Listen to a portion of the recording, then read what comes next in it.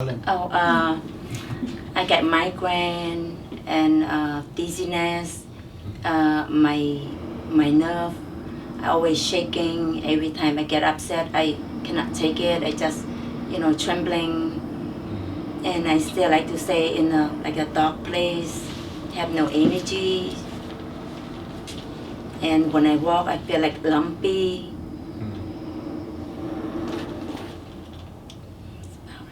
Okay, so during the consultation you mentioned about you've been having these migraine headaches for the past 10 years or so? Yes, like a 15 year. Well, 15 years? Yes. Okay. Yes. Fill us in about the low back as well. Low back like 10 years ago. After I had my neck problem. From the beginning, I don't have my pain. I don't have my low back pain. But after that, after 5 years later, then I fear that, my low back, getting worse and worse. You also mentioned about trouble, like numbness in the shoulder. Yeah, sleeping. I cannot sleep. I have to take pill every night to put my brain to sleep. You also mentioned about you had trouble carrying heavy stuff. Yes, I cannot carry heavy stuff. Okay. And what else is there? I think you also mentioned about reading the iPad or something. When in the nighttime, usually when I lie down, I holding the iPad, checking the YouTube, Facebook. I cannot holding for 3 minutes. Gotcha. I have to put down because I feel so heavy. Okay. My arms so heavy, so tired. Okay. Let's see what you can do right now. Okay. So, got a 10-pound weight over here. Okay.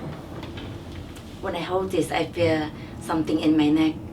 It's like pulling from my neck. Got it. All right. All right. So, let's get the ball rolling. Okay. Well, no pun intended.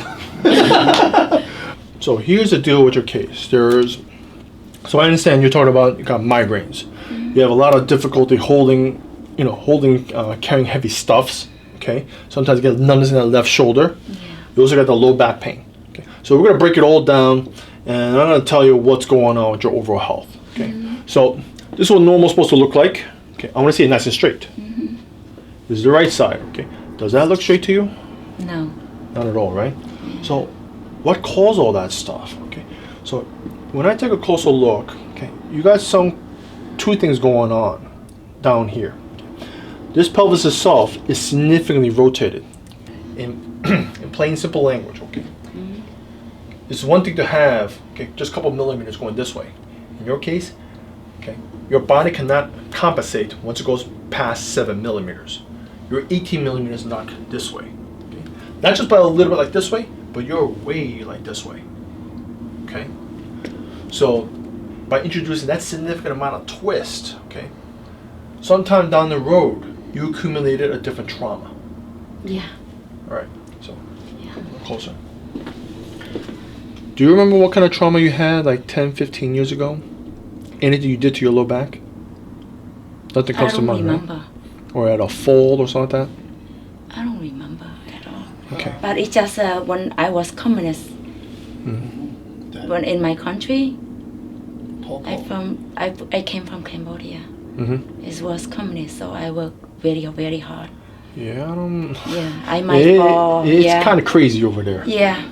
Yeah. I work very hard. I use my spine. And And I carry go up to the mountain. Okay. I use my shoulder. Well, you're definitely a trooper. Okay. Yeah, it's kind of crazy out there. So, well, here's the deal. Okay, roughly about 10, 15 years or so. Okay, you accumulated this. This is a spinal fracture you have over here. Okay, I don't know if anyone ever told you about this. This is what we call a grade 1 spondylithesis. Okay, this bone over here, it moved forward. Not a whole lot, but little amount. See over here? These two don't line up. In the front of it, they don't line up either. So you have a fracture over here. Right over here. Okay. So even though it didn't move forward as much, when we see over here, this third lumbar, see over here, everything just shifted over to the side. It should be lining up here. Meaning, I want to see it line up like this. But no, your third lumbar shifted over to the side.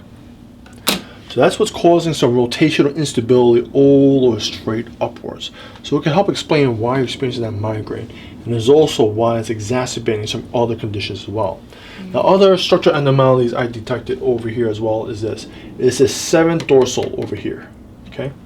And also, 2nd dorsal over here, okay? This one, okay, that the 2nd dorsal nerve, it innervates that thyroid. So if there's any malfunction to that area over there, okay, that could help explain why you experience that anxiety, okay, the trembling. And just for kicks and giggles, the nerves also innervate your shoulders. So it also helps explain why you have a lot of difficulty carrying heavy stuff and the numbness on the left shoulder. Okay, so it's all from that 2nd bone right there. And the next one for for supporting your head, you see over here, your whole head's tilting over to the right here, 6th cervical. And it's degenerated, broken down, meaning normal is supposed to look like this. Okay. Well, this is for the lumbar spine, but just to give you an idea, okay, similar to the cervical, just imagine it's smaller. So I want to see a disc like this kind of health. What I don't want to see is you had this in your neck right now. Okay. You lost a significant amount, okay, with a lot of degeneration going on. Okay. So this is severe degeneration. So that helped explain why. Hold our head, leaning over to the right. Okay. So 6th cervical, 2nd dorsal, 7th dorsal. Okay. We're not going to touch, just want to let you know, that 3rd lumbar, because you have a spondylithesis, meaning there's a vertebral fracture in there. We are not touching this thing. What we can do instead is this. Okay. I bet you it's either this bone over here or the pelvis, but most likely this one over here. We need to correct to provide more stability to that 3rd lumbar. Right? So that's what the one we could probably correct. Okay. The deal is this: your spondyle is like this over here. There's nothing holding in place, and all the structures above it is like this, not stable. I have to constantly keep this fella in place. So you can imagine your postural muscles are doing like this just to keep this place, this fella in place over here. Okay. So how do we resolve on this? Because there's not really any structures holding this bowl in place like this, where you see all the structures above it being fairly balanced. Now your postural muscle, that's why you got to do the core exercises to help strengthen and keep this in place like this. If you don't, okay, there's only so much work I could do. Okay, but if you don't have strength in those core muscles, you're going to start tilting over as such.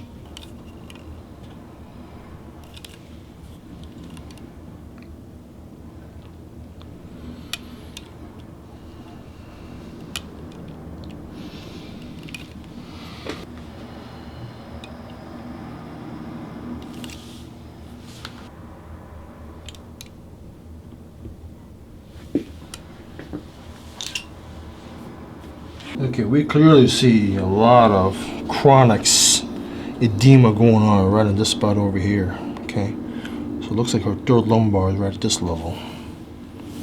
So this is so how's that one right there? Not too bad? No. Because this one over here, this is your 5th lumbar. Okay, it's stuck as a brick wall. That ain't moving whatsoever. That's your 4th. Okay, I'm gonna be careful over here. This is your 3rd. That, yeah. Okay. Yeah, it's a little uncomfortable, right? But we're not touching this fella over here, okay? Because like it says, you got a minor fracture in that fella. That's just some dorsal right there. Tender right there, huh? Yeah, that's number 2.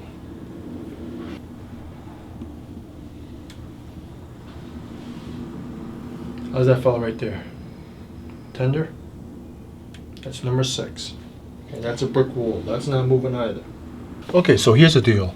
Even though this is a P18-L, doing a side posture on that fella is not a good idea. The reason why is because when you deliver a force over there, this 3rd lumbar with the spondy over here, it's going to push it far more this way and cause more rotation in that fella. So, nope, not a good idea whatsoever. But what we found is this 5th lumbar over here doing a PRI spinous.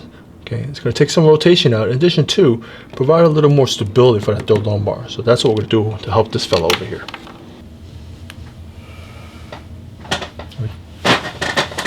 That was it.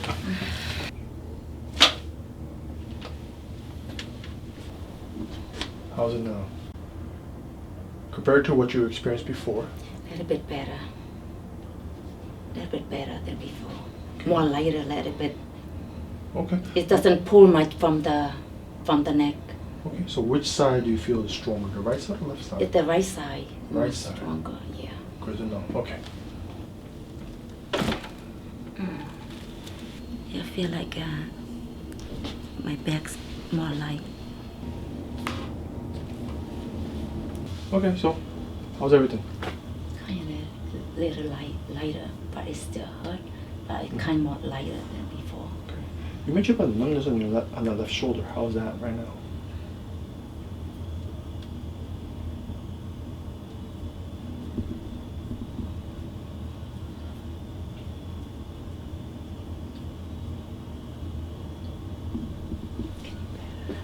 Getting better, huh? Yeah. Okay. So here's the deal, okay? Because of the significant damages that are going on, okay, in your spine itself, give it some time.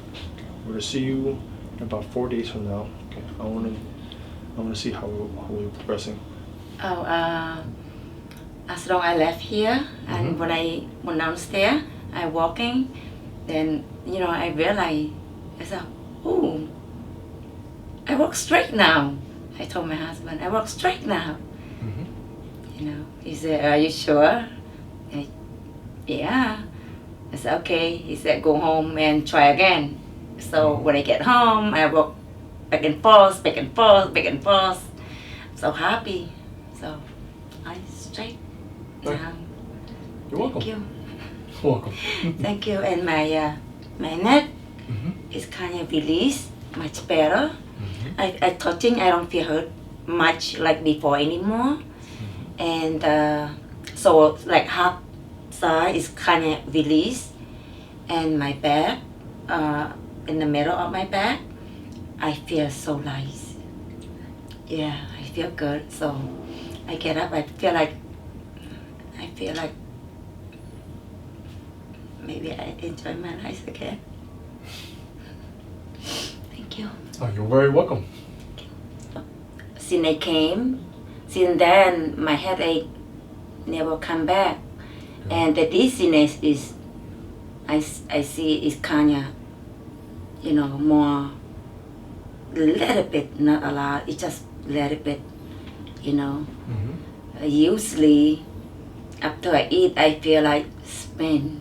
I have to go sit down or lie down, have an hour so I can do my work, but I'm getting much better. Good. Yeah, I'm so happy. Hopefully, I don't have that anymore. Okay. Thank you, doctor. Oh, you're very welcome. Thank you. I found you. Yeah. You're welcome.